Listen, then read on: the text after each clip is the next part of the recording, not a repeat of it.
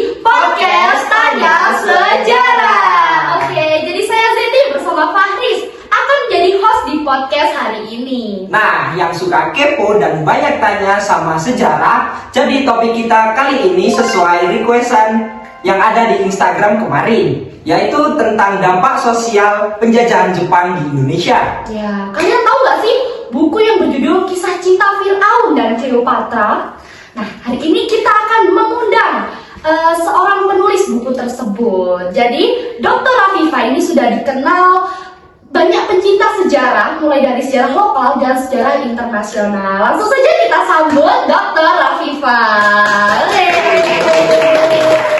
Selamat datang, Dr. Terima kasih sudah mengundang saya, Mas Dada.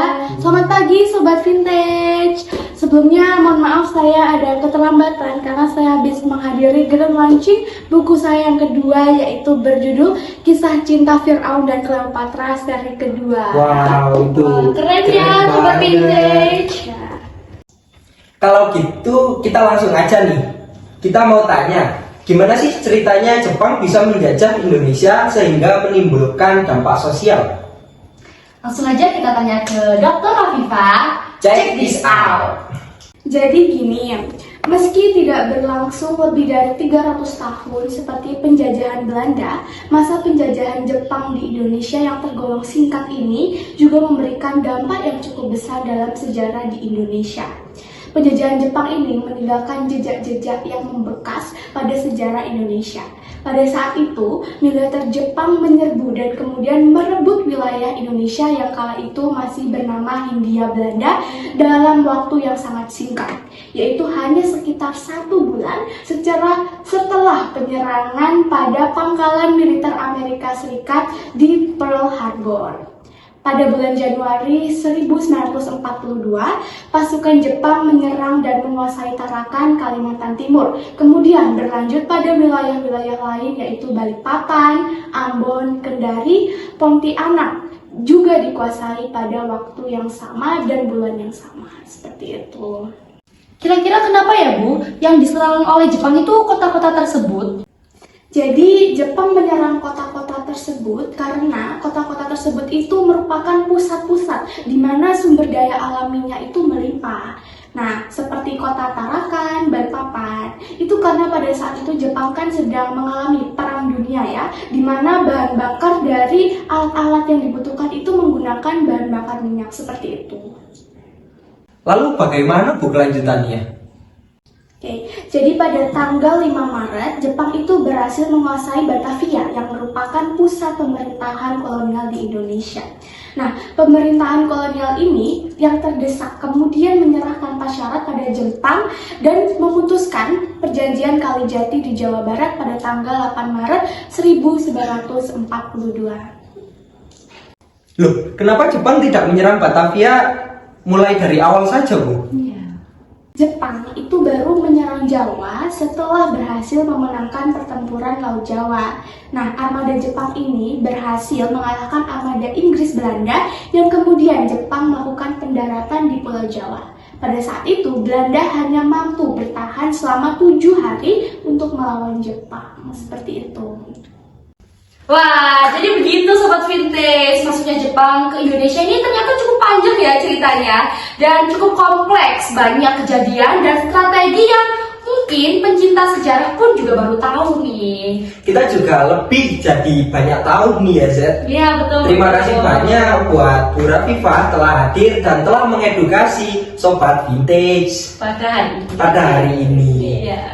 Karena sudah mendengar cerita lengkap dan kompleks dari Dr. Rafifa, sepertinya akan lebih mantap dan lebih lengkap lagi ketika kita mendengar cerita dari sudut pandang Eropa, yaitu dari cucu Gubernur Jenderal Hindia Belanda, yaitu Jan Pieterszoon. Dari pandangan seorang cucu, gimana sih Belanda bisa menyerah kepada Jepang dan dampak apa yang dirasakan? Ya, langsung saja ini dia kita sambut Tuan Anderson. Welcome Tuan Anderson.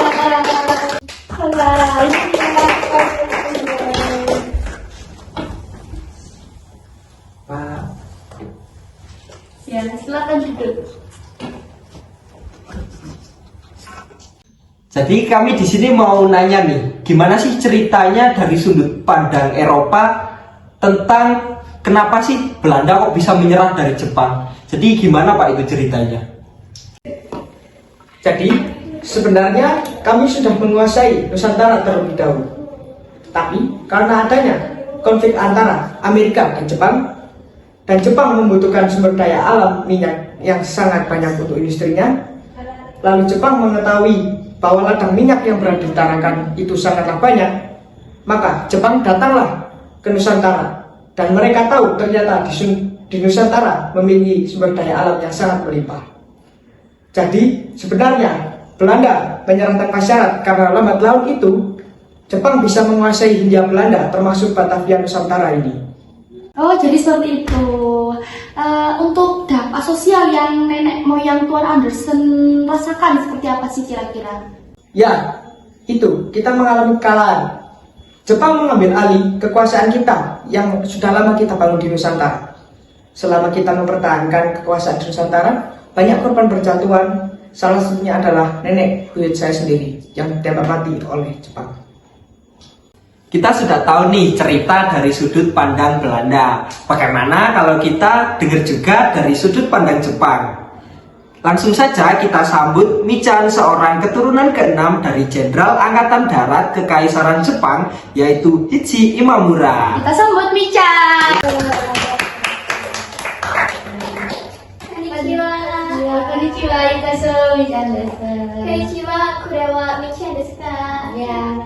Oke, jadi Michan, hari ini kami mau tanya-tanya nih tentang gimana sih sudut kamu sebagai keturunan dari Jepang terkait bagaimana Jepang menjajah Indonesia dan dampak sosial apa yang kira-kira nenek dan kakek kamu rasakan terdahulu, seperti itu. Oke, jadi pada dasarnya hal yang menjadi prioritas Jepang saat menjajah Indonesia, yaitu yang pertama menghapus berbagai pengaruh barat di kalangan bangsa Indonesia. Nah, hal inilah yang kemudian menjadi dasar berbagai kebijakan Jepang di Indonesia. Maka dari itu, kedatangan Jepang di Indonesia merupakan malapetaka bagi orang Belanda dan keturunan-keturunannya nih. Tetapi memang ya Jepang saat itu sangat membutuhkan sumber daya alam. Seperti itu sih yang saya tahu dari kakek atau nenek moyang saya. Oke, jadi begitu ya ternyata Sobat Vintage sudut pandang Jepang atau yang tadi yang disampaikan oleh Michan terkait prioritas Jepang menjajah Indonesia itu apa gitu. Nah, jadi selanjutnya kami akan bertanya kepada pribumi yang terdampak langsung oleh penjajahan Jepang. Ini dia Mbak Tukiem atau yang kerap disebut dengan Mbah Yem. Oke, mari kita sambut Mbah Yem. Mbah Yem.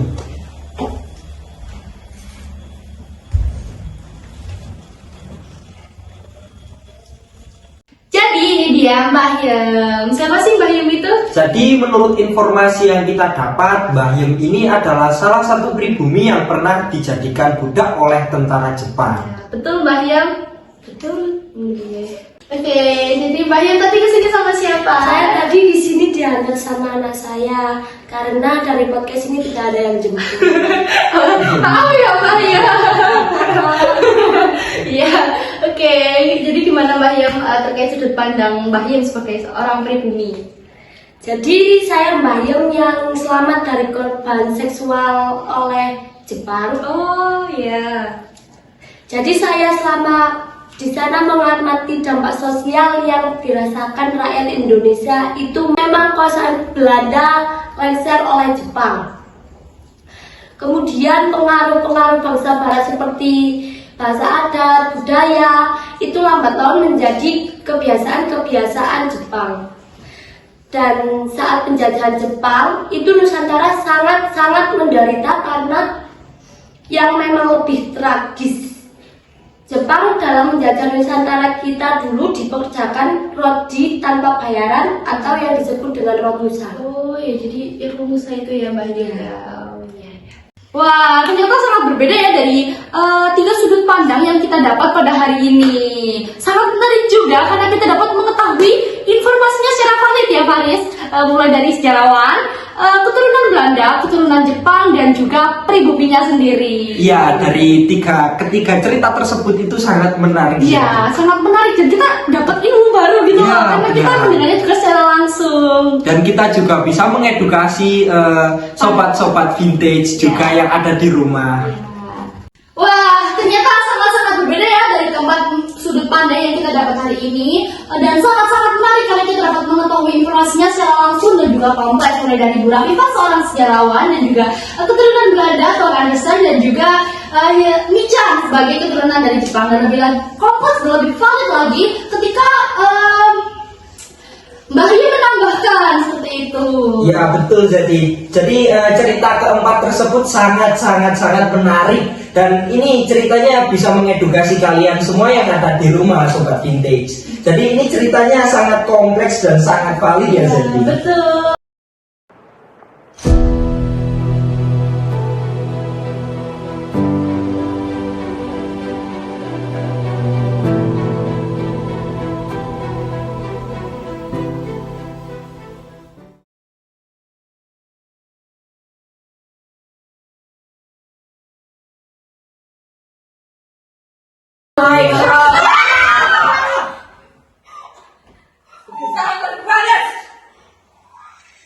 Ini kok ini siapa? Ini kok ada ini sih? Serius? Halo Nicholson, Ini siapa? sebenarnya aku adalah nenek Charlie. Pak Anderson? Bukannya udah meninggal ya? Aku ingin meneruskan jalan cerita Jepang datang ke sini.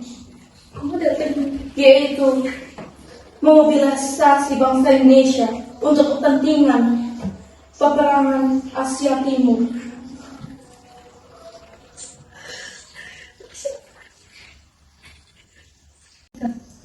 Kamu keturunan Jepang? Cut dong, cut. Jangan apa yang kamu lakukan.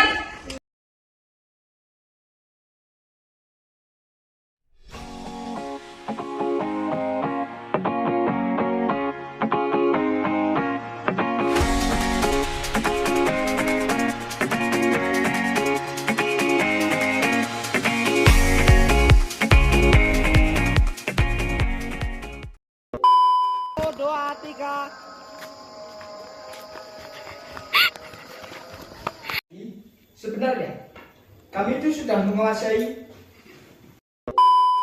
Wah, ternyata sangat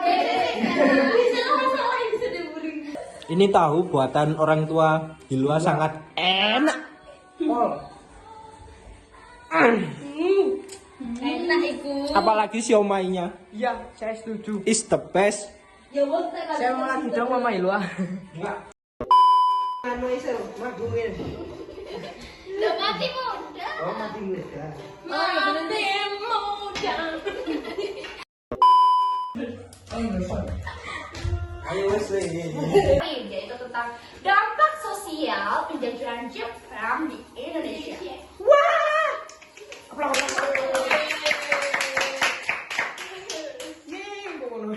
Kok